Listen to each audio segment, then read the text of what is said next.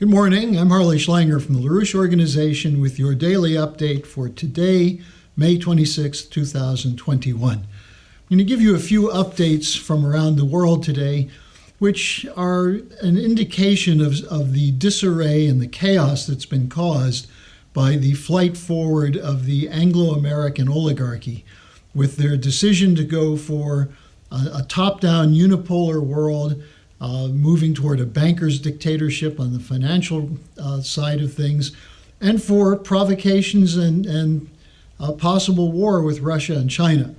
Let's start with an election that's taking place today in Syria, which was denounced in a joint statement by the United States, the United Kingdom, Germany, France, and Italy. And what's clear is they're upset because Assad has survived the regime change efforts against him.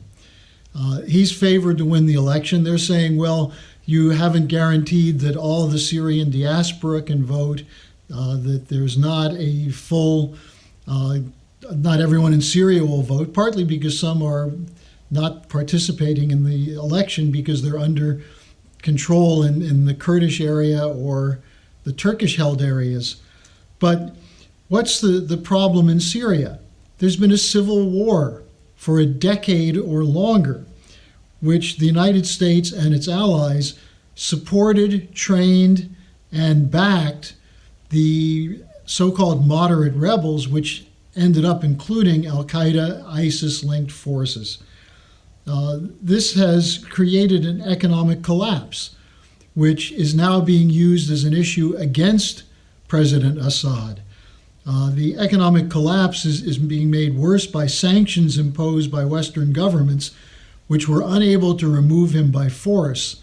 And so now they're using sanctions, the so-called Caesar sanctions, to starve the population in hopes that that will trigger a bigger rebellion against him. The pound, for example, the Syrian currency, at the beginning of the civil war was 47 to the dollar. Now it's 4,000 to the dollar. Over 13 million Syrians, according to the United Nations, now need humanitarian aid, and 90% of Syrian children need assistance. And one of the outcomes of this ongoing civil war has been a flood of Syrian refugees who left the country, ended up in Turkey and Lebanon and Jordan, and many of them ended up in Europe.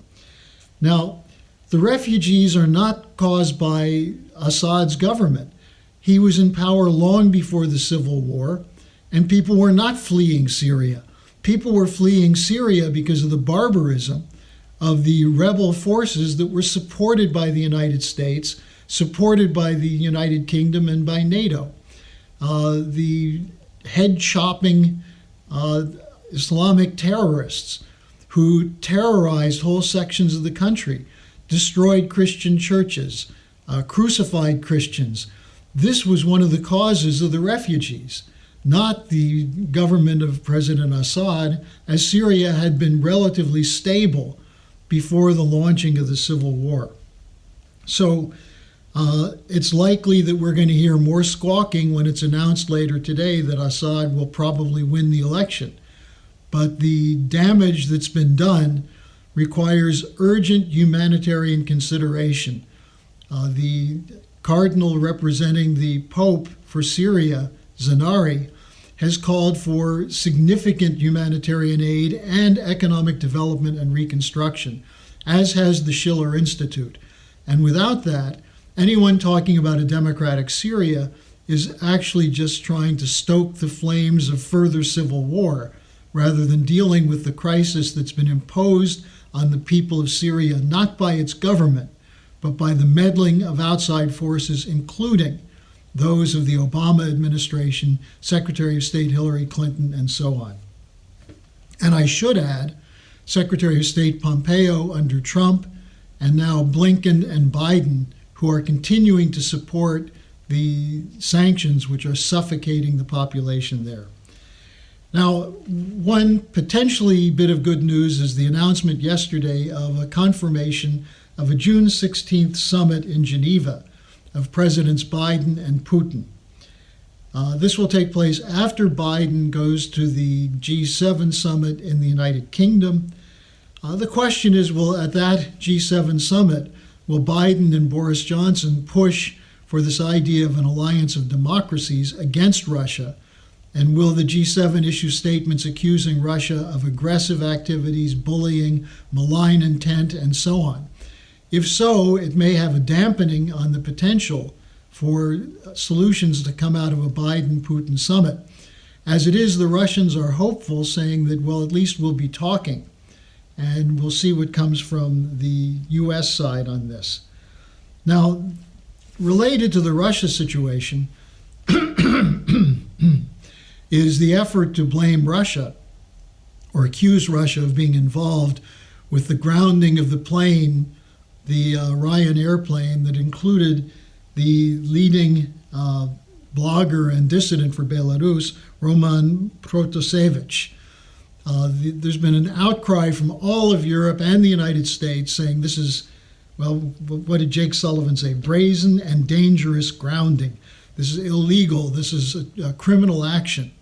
Well, the same people who are making those claims today were much more quiet in 2013 when a plane carrying Bolivian President Evo Morales flew from Moscow toward Bolivia. It was forced to the ground in Vienna. Why? Because there had been rumors that Edward Snowden was on that plane. Why was that not denounced as air piracy and a brazen and dangerous grounding? Well, it should have been. This is not to defend what Belarus did, but to show the hypocrisy of those countries that are trying to carry out regime change in Belarus, but were perfectly content with bringing down a plane that might have included Edward Snowden.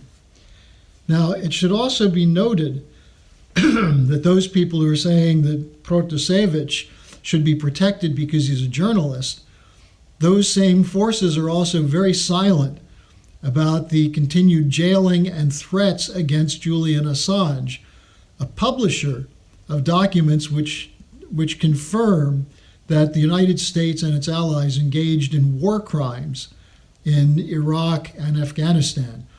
Why silence when it comes to Assange, who is documenting actual war crimes that were clear to everyone, and yet he's being held in a prison where he's literally threatened with death because of the conditions in the prison.